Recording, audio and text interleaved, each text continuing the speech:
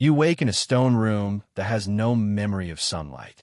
The air tastes like rust and old sweat, the kind that clings to your throat, that makes you wonder how many others breathe here before you.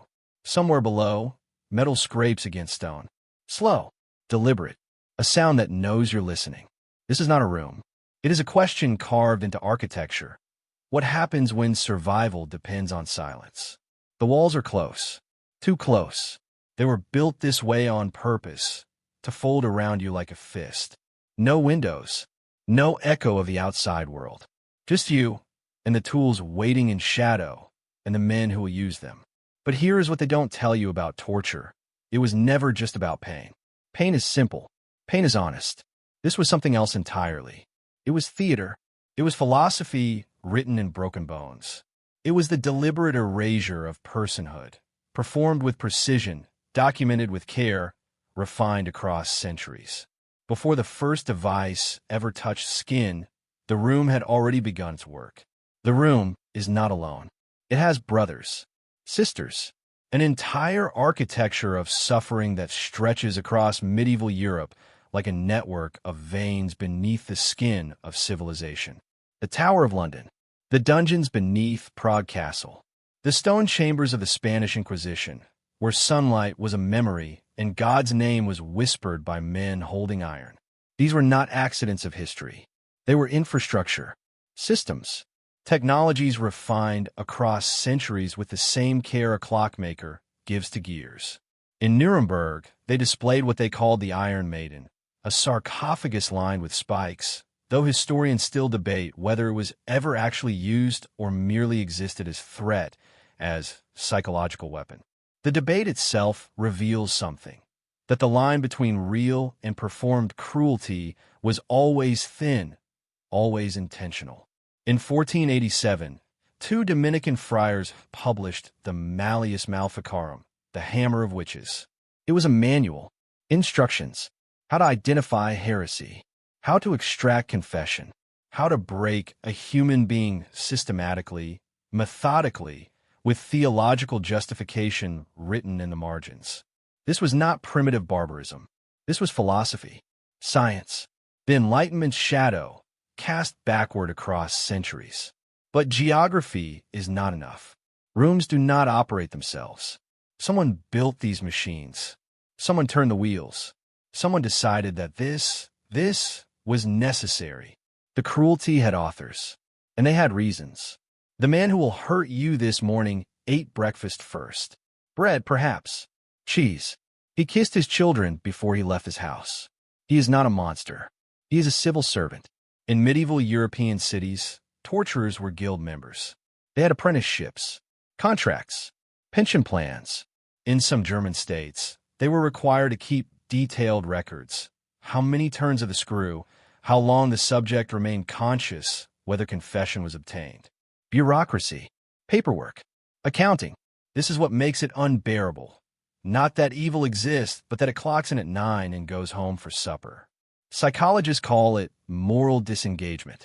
When authority structures transform human beings into instruments, when the system itself becomes the actor and the person merely its hand. Stanley Milgram would later prove it in a Yale laboratory. Ordinary people will administer what they believe are lethal shocks if someone in a white coat tells them it's necessary. But we are still centuries before that experiment. Here, the white coat is a leather apron. The laboratory is stone. And the subject cannot leave when the test is over. Understanding this, the banality, the bureaucracy, the breakfast, makes what comes next even more disturbing. Because metal doesn't hate. Metal has no opinion. Someone had to design these devices with intention, with precision, with purpose. Someone had to imagine your suffering before it began. They called it the Judas Cradle. The name itself is a sermon, a betrayal made architectural, shaped from wood and iron into a pyramid sharp enough to pray to. You would see it first. That was intentional. The anticipation was part of the device. It sat in the center of the room like an altar, waiting. A wooden pyramid, its apex honed to a point. Above it, ropes, pulleys, the mechanics of descent. The procedure was documented across medieval Germany in the dungeons of the Spanish Inquisition.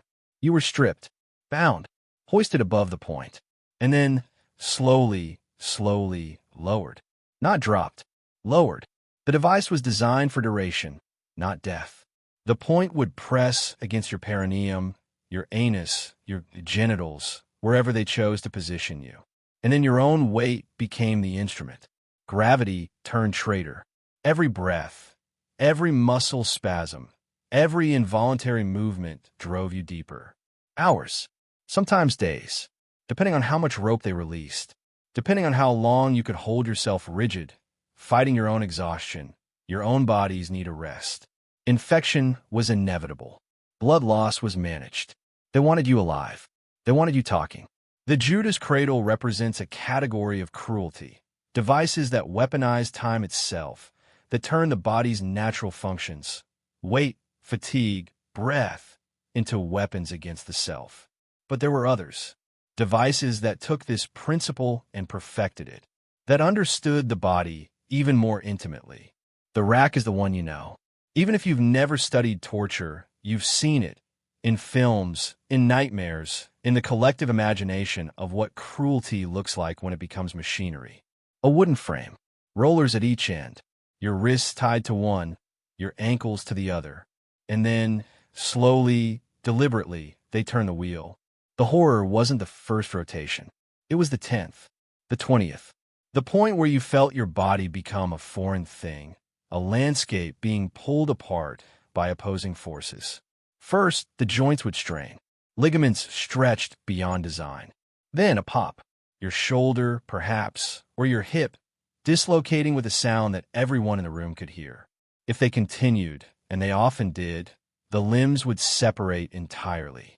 Muscle tearing from bone, the body undone like a map folded the wrong way too many times. Guy Fawkes knew this device. In the Tower of London, 1605, they stretched him before his execution. The rack was so ubiquitous in European inquisitorial courts that confession, under the question, their euphemism, was legally admissible. But here's what made it effective. They demonstrated it first. Before questions were even asked, you would watch. Another prisoner. The slow turn of the wheel. The sound of joints giving way. The body breaking became a language. Theater. Spectacle. And you understood perfectly what they were saying.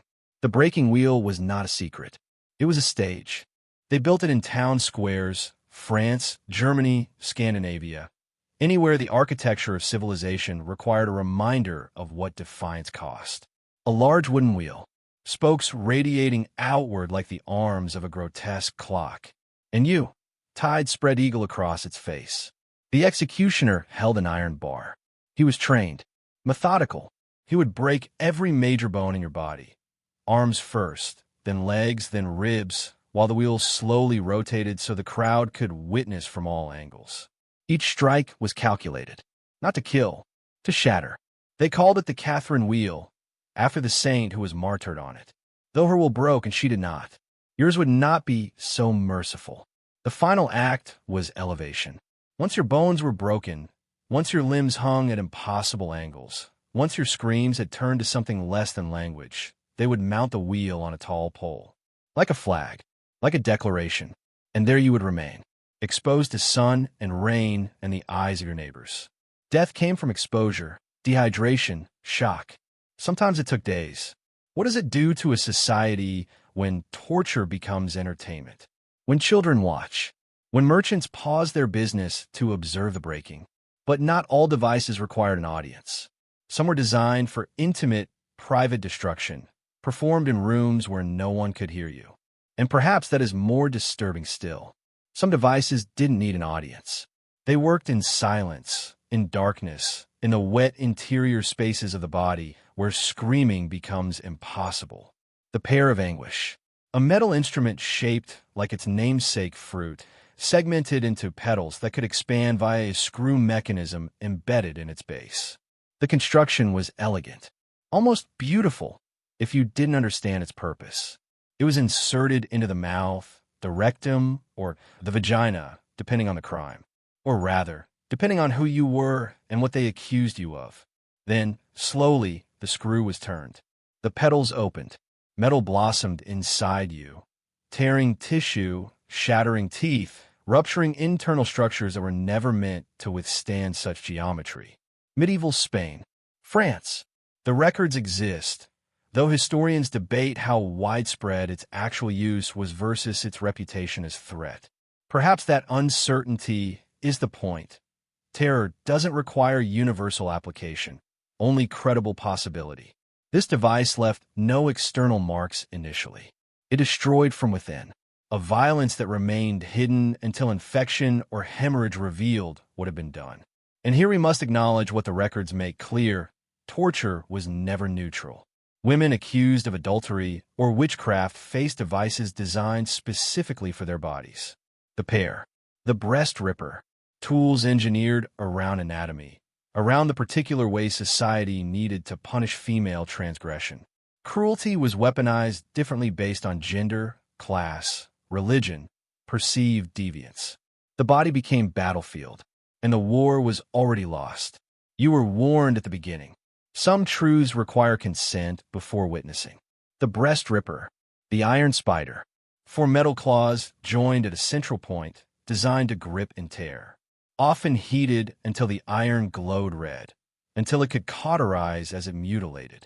This was used during the Inquisition, in various European states, against women accused of heresy, adultery, inducing miscarriage, crimes that existed only in the space between a woman's body and society's need to control it. The device was applied to the breast, clamped, then pulled, tissue tore, skin separated. The symbolic architecture of femininity and motherhood destroyed methodically, publicly, with theological justification written into court records. This wasn't simply pain. It was messaging. A woman's body, particularly the parts that nursed, that nurtured, that marked her as mother or potential mother, became the site where society inscribed its laws. The punishment was designed to match the perceived transgression.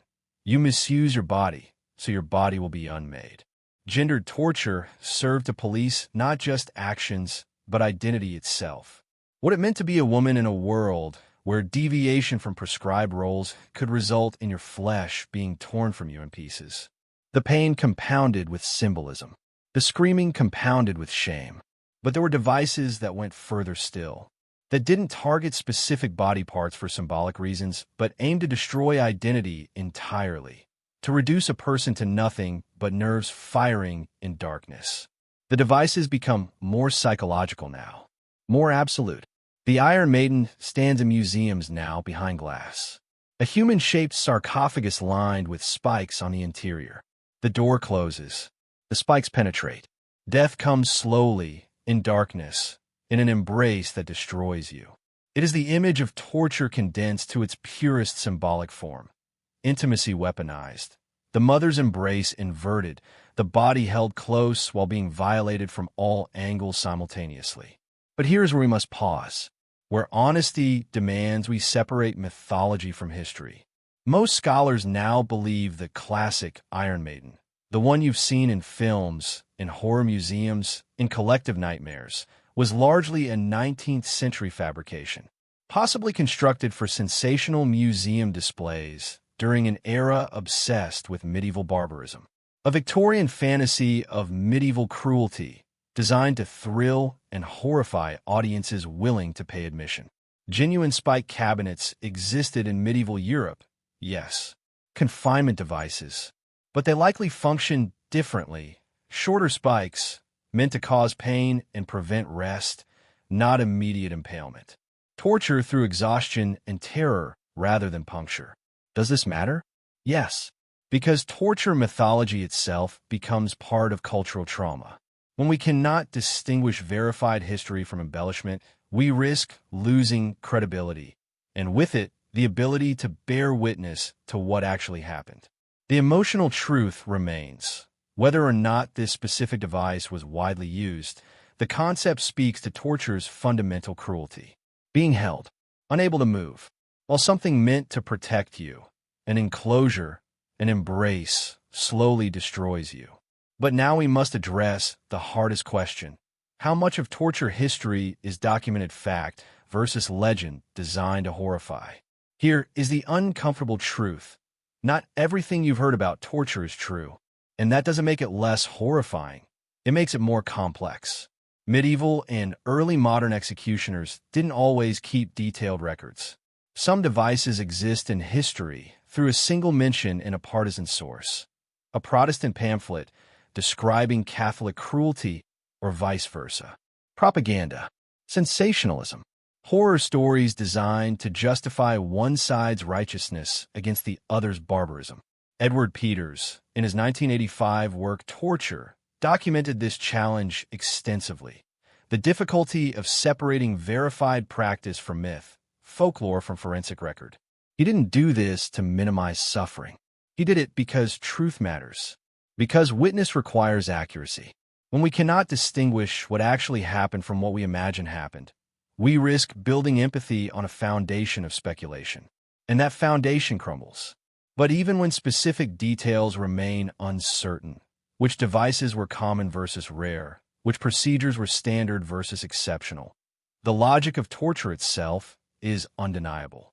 The systematic dehumanization, the bureaucratic infrastructure, the legal frameworks that made breaking human beings not just permissible, but procedural. The archive may be incomplete, but the architecture remains. And some devices are exceptionally well documented. Surviving examples in museums. Extensive court records. Detailed accounts from multiple independent sources. We now turn to those. The one's history preserved with terrible clarity. The thumbscrew fits in your pocket. That's what makes it unbearable. No grand machinery. No theatrical display. Just a small metal vise. 2 bars connected by a screw mechanism that slowly crushed fingers, thumbs, or toes until bones splintered and nerves died screaming. The pillowinks, they called it in Scotland. Extensively documented in Scottish and English legal records from the 17th century, witch trials. We have surviving examples in museums. You can see them. Touch the metal. Turn the screw yourself and imagine what it compressed. The horror is in the proportion. Such a small device, such overwhelming pain. A few turns of a screw and your hand becomes useless forever. Crushed bones that never heal straight. Destroyed nerves that fire pain signals for years after. It was used during interrogations because it was portable. Adjustable. Could be applied incrementally. A little pressure, a question. A little more pressure, another question. The torturer could carry it from cell to cell. Could use it in private rooms or public squares. Could stop and stop again. Effective torture didn't require elaborate mechanisms. Sometimes simplicity was most efficient, most precise.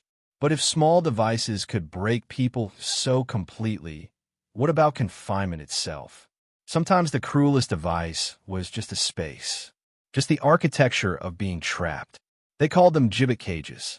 Human-shaped metal frames suspended from posts or gallows, visible from the road, from the market square, from wherever daily life continued below. Sometimes the prisoner inside was already dead. Post-execution display, the body left to rot as warning. But often they were placed alive, locked into a cage barely larger than their body, hoisted into the air, and left. The Rhine River, England, throughout France. The records are extensive. The physical evidence remains. Rusted cages in museums, mounting posts still standing in village squares. Death came from exposure, dehydration, starvation, the sun that baked you during the day, the cold that shook you at night, and always the eyes of people below, going about their business, buying bread, herding animals, laughing. You died in public view while life continued indifferently beneath you. The cage became your coffin before death arrived. Your body would decompose inside the metal frame, flesh falling through the bars, bones visible. The slow transformation from person to skeleton performed as community theater.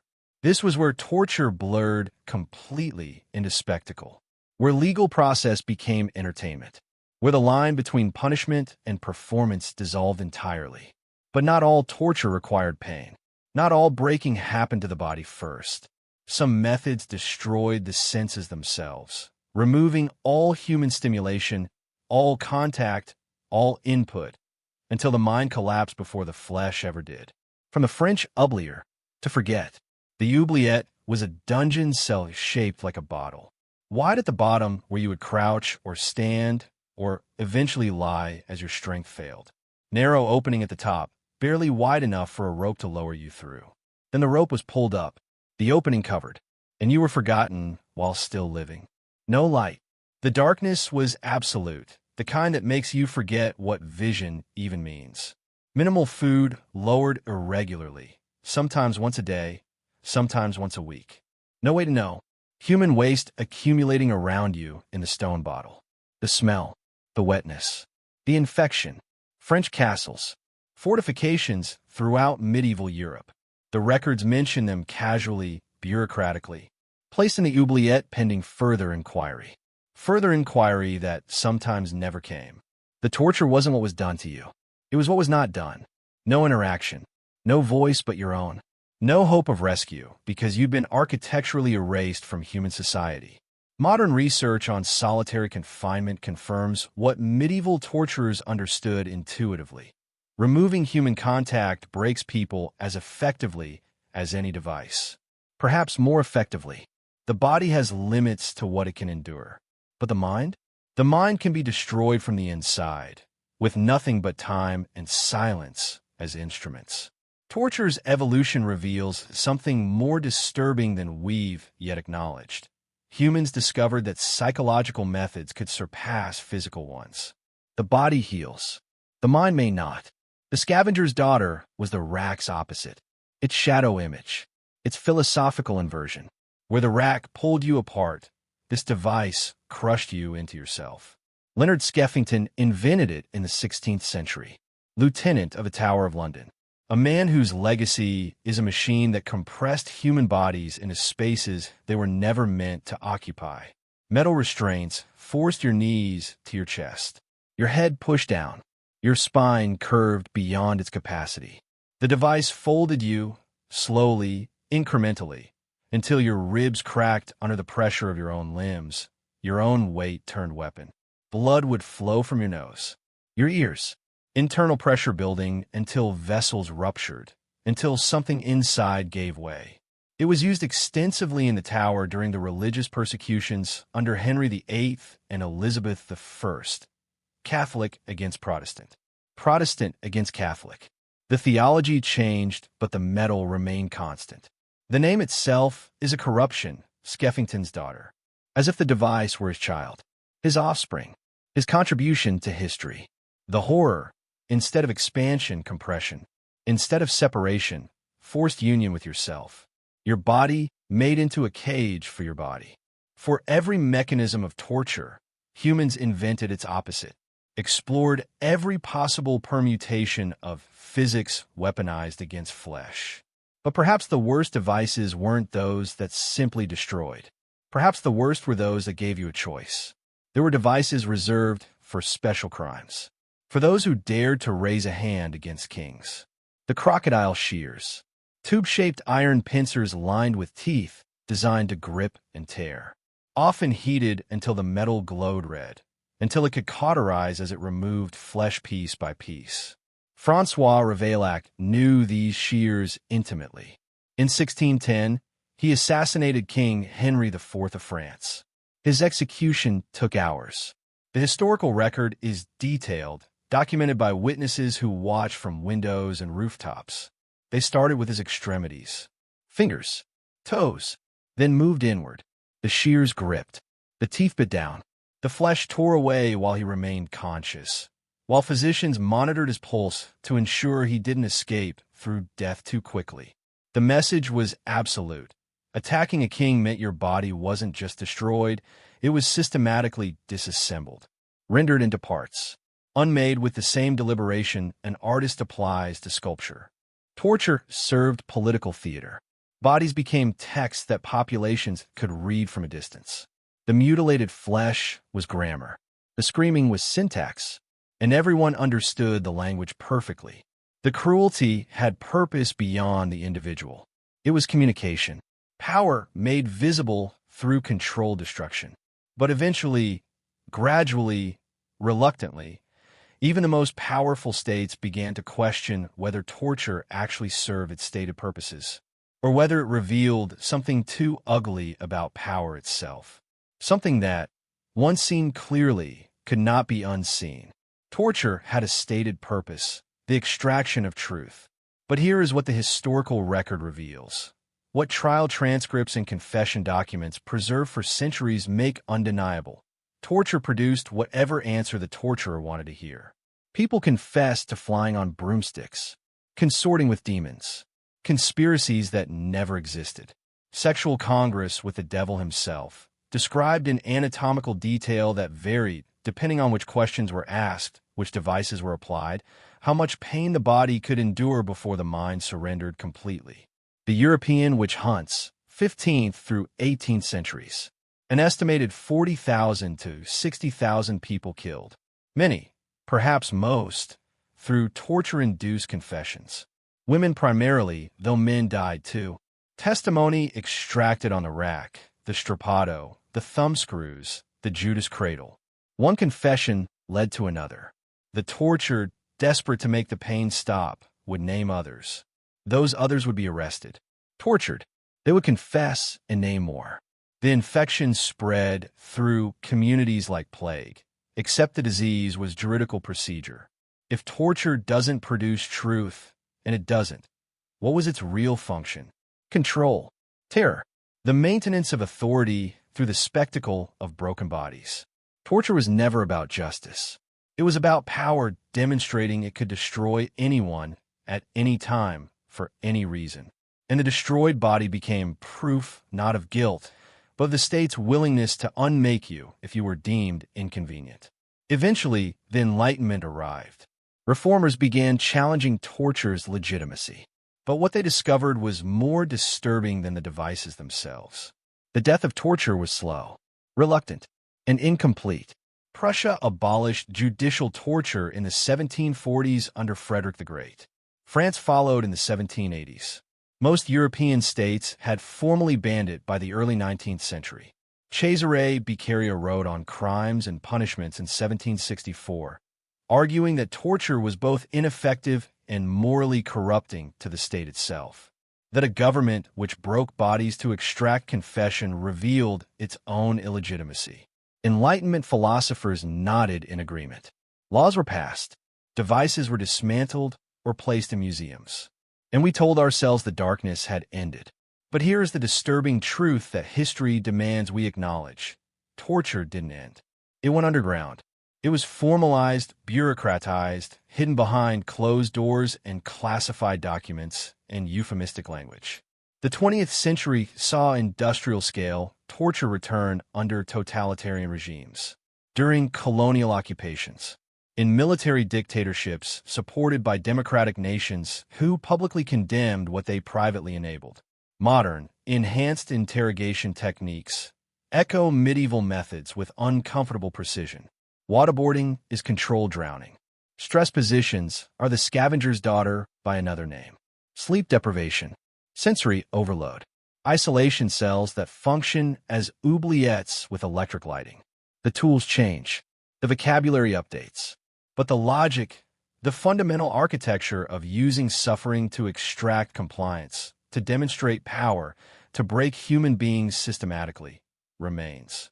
We cannot treat historical torture as safely distant when its descendants persist in the present. The devices may be in museums. The practice is not.